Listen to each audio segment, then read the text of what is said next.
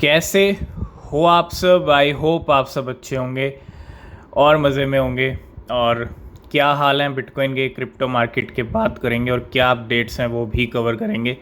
लेकिन उससे पहले आप सभी को वेरी गुड मॉर्निंग।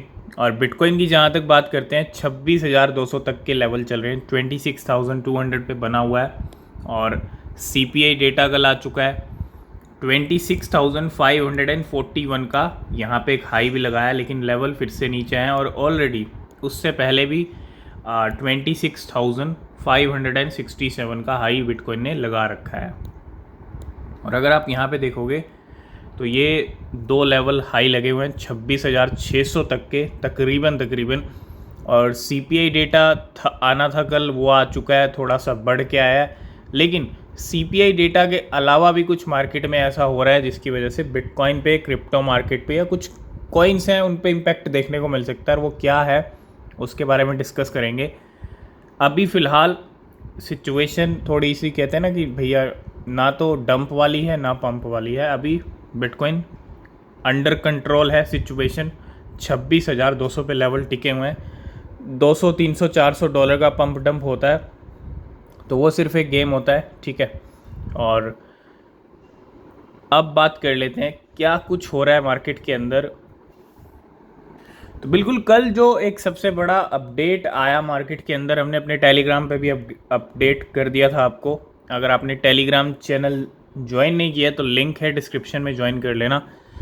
FTX जो दिवालिया हो चुकी है और FTX gets green light to sell US $3.4 billion in crypto asset. मतलब जो होल्डिंग्स थी FTX की, अभी हमने रिसेंटली डिस्कस किया था कि कुछ होल्डिंग्स हैं और कोर्ट के अप्रूवल का वेट कर रहा है FTX। अगर कोर्ट का अप्रूवल मिलता है तो सेलिंग कर सकता है अपने एसेट्स की। और जो आप देखो कोर्ट का बिल्कुल अप्रूवल मिल चुका है, ग्रीन लाइट मिल चुकी है FTX को। और कभी भी जो है ये क्वांटिटी यहाँ पे सेल कर सकता है। और लेकिन कुछ ऑफ़र भी आए हैं FTX को लेके, क्योंकि जहाँ तक मैं बात करता हूँ होल्डिंग्स की, टोटल $3.4 बिलियन की सेलिंग होगी तो बहुत बड़ी सेलिंग होती है ना। और जिसमें से $1.16 बिलियन तो सोलाना होल्ड कर रखा है, $560 मिलियन बिटकॉइन में है, $192 मिलियन इथेरियम है और बाकी अदर क्रिप्टो करेंसीज हैं, USDT है, XRP है ना। तो ऐसे में अब जब अप्रूवल मिल चुका है, हरी झंडी मिल चुकी है, तो ऐसे में दो ऑफ़र भी यहाँ पे आए हैं FTX के लिए। FTX approve to sell $3.4 billion in crypto. तो ट्रॉन के जो जस्टिन सन हैं, ट्रॉन के जो फाउंडर हैं जस्टिन सन और DWF लैब, इन दोनों का ऑफ़र भी यहाँ पे आया है FTX के लिए, ठीक है। तो अगर हम बात करें the bankrupt crypto exchange FTX receive permission to sell its crypto asset. और जहाँ तक हम बात करते हैं ट्रॉन के फाउंडर की, Justin Sun took to social media and said he is considering an offer for FTX holdings। तो अगर हम थोड़े FTX के एसेट्स पे नज़र मारें, ठीक है, बिटकॉइन सोलाना तो आपने जान लिया, इसके अंदर एप्टोस भी हैं $137 मिलियन के, USDT हैं, XRP $119 मिलियन के, $49 मिलियन के बिट हैं, STG कॉइन है $46 मिलियन के, WBTC हैं $41 मिलियन के और $37 मिलियन के हैं W इथेरियम। ये कुछ होल्डिंग्स हैं टॉप की FTX की। अब जहाँ तक मैं बात करता हूँ DWF लैब की, उनके भी बहुत मूवमेंट होते हैं बिटकॉइन को लेके, क्रिप्टो को लेके। और उनका एक ऑफ़र आया कि वो यहाँ पे परचेज़ करना चाहते हैं। DWF lab is considering to purchase FTX asset in order to provide creditor the best execution price and. तो एक तरह से DWF का लैब का ऑफ़र और यहाँ पे जस्टिन सन का भी ऑफ़र आया है। तो अब देखते हैं FTX का क्या कुछ रहता है। और अभी तक तो बिटकॉइन पे, क्रिप्टो मार्केट पे, सोलाना की अगर मैं बात करूँ तो 17 से 18 डॉलर के करीब चल रही है, ठीक है। मतलब गिरने के बजाय ना, ऐसी जब न्यूज़ आती है ना तो प्राइस में अप मूवमेंट हमको देखने को मिलता है। गेम उल्टे होते हैं, जहाँ एक तरफ सेलिंग होती है तो वहाँ दूसरी तरफ गेम करने वाले अच्छी खासी बाइंग करके प्राइस को इंक्रीज़ कर देते हैं ताकि जो पोजीशंस लग रही हैं उनको लिक्विडेट किया जा सके, है ना। तो थोड़ा इस गेम को भी समझिएगा, समझ के चलना पड़ेगा, ठीक है। तो ये सारी चीज़ें हुई हैं और अभी कोई ज़्यादा इम्पैक्ट FTX की वजह से मार्केट पे या जो FTX के एसेट्स हैं उन पे देखने को नहीं मिला है। नेक्स्ट अपडेट है यहाँ पे रशिया की तरफ से, और Russia prepare to legalise decentralised financial organisation. तो पूरी क्रिप्टो मार्केट किस पे चलती है? डिसेंट्रलाइज्ड फाइनेंस के ऊपर चलती है, डिसेंट्रलाइज्ड है। और ऐसे में डिसेंट्रलाइज्ड फाइनेंशियल ऑर्गेनाइजेशन को लीगल करने की तैयारी यहाँ पे रशिया में चल रही है। Is Russia paving the way to DeFi DAO friendliness in evolving legal system, है ना। तो एक तरह से बहुत बड़ी अपडेट यहाँ पे डिसेंट्रलाइज्ड फाइनेंस और ऑर्गेनाइजेशन को लेके। नेक्स्ट हम बात करेंगे India, Nigeria, Vietnam lead Chainalysis global crypto adoption index. अगर हम बात करें blockchain data analytic firm Chainalysis की, तो has finalised its global crypto adoption index. और ग्लोबल, इनके जो ग्लोबल क्रिप्टो एडॉप्शन इंडेक्स की जहाँ तक हम बात करते हैं, तो इंडिया, नाइजीरिया और वियतनाम लीड कर रहे हैं। मतलब इंडिया में, वियतनाम में, नाइजीरिया में क्रिप्टो का एडॉप्शन हो रहा है। Hold the top 3 position followed by US, Ukraine, Philippines and Indonesia. मतलब एडॉप्शन की जहाँ तक हम बात करते हैं तो इंडिया में भी एडॉप्शन क्रिप्टो का हो रहा है, ये डेटा बता रहा है चेनलिसिस का। नेक्स्ट हम बात करेंगे हेडेरा की, एच बार की, है ना।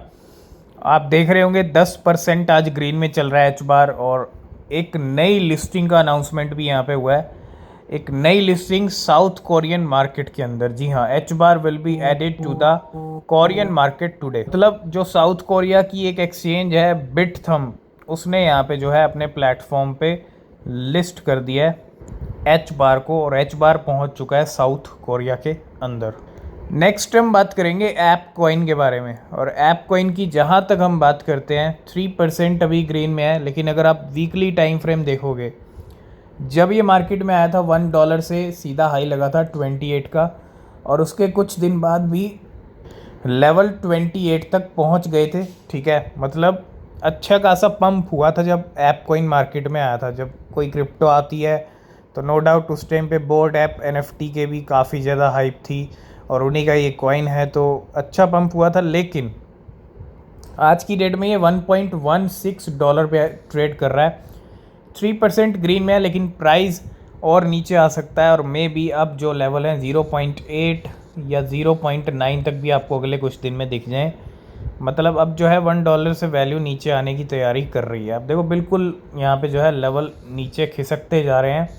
और अगर मैं थोड़ा मंथली टाइम फ्रेम पे चलूँ यहाँ पे, और रीज़न है क्यों नीचे आ सकता है वो भी थोड़ा डिस्कस करेंगे ऐप के बारे में।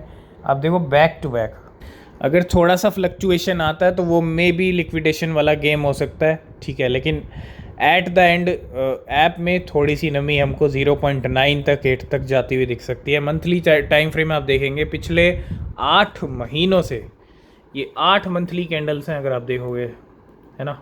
ये 8 मंथली कैंडल्स हैं, और ये अगर आप देखो फरवरी से लेके अब तक सितंबर में हम आ चुके हैं, और तब से लेके अब तक अगर आप देखो, तब इसका जो हाई था, अगर मैं जनवरी की बात करता हूँ तो ये $6 तक के लेवल पे ट्रेड कर रहा था। $3 से $6 तक पहुँच गया था, और वही $6 से सीधा $1 की रेंज आ चुकी है। मतलब कितना ज़्यादा प्राइस गिरा है पिछले 7-8 महीने के अंदर, है ना। तो एक अच्छा मौका मिलेगा, लेकिन गिरेगा क्यों? तो यहाँ पे ना कुछ टोकन अनलॉक होने वाले हैं ऐप कॉइन के। जी हाँ, अगर आप देखोगे अगले 7 दिन में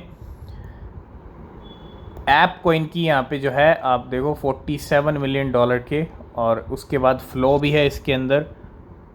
तो अगर हम देखें ऐप कॉइन की क्वांटिटी यहाँ पे बढ़ने वाली है, मतलब अनलॉकिंग यहाँ पे होने वाली है। अगर आप यहाँ पे देखोगे फ़्लो की अगर मैं बात करता हूँ, तो अगर हम टोकन अनलॉक्स की तरफ चलें तो भैया एक दिन 17 घंटे का टाइम रह चुका है, और उसके बाद अगले 2 दिन के अंदर यहाँ पे टोकन अनलॉक होंगे किसके? ऐप कॉइन के, ठीक है। $47 मिलियन का नंबर है। यूनिस्वैप भी है इसके अंदर, पेंडल भी है, ID भी है, लेकिन ऐप के यहाँ पे टोकन अनलॉक होने वाले हैं और उससे पहले ये प्राइस जो बढ़ रहा है ये कहीं ना कहीं एक गेम हो रहा है, ठीक है। मैं ये नहीं कहता टोकन जिस दिन अनलॉक होंगे उसी दिन प्राइस गिर जाएगा, नहीं, लेकिन हाँ इसका इम्पैक्ट थोड़ा देखने को मिलेगा क्योंकि ऑलरेडी बिल्कुल लो लेवल पे आ चुका है, ठीक है। तो आज की इस वीडियो को करते हैं यहीं पे एंड। वीडियो अच्छा लगा लाइक शेयर कमेंट कीजिएगा, कोई भी क्वेश्चन कोई भी सवाल है पूछ सकते हैं। और किसी भी क्रिप्टो में अगर आप इन्वेस्ट कर रहे हैं तो हमेशा अपनी रिसर्च करें, वो बहुत ज़रूरी होती है। मिलते हैं नेक्स्ट वीडियो में, तब तक के लिए बाय बाय, टेक केयर।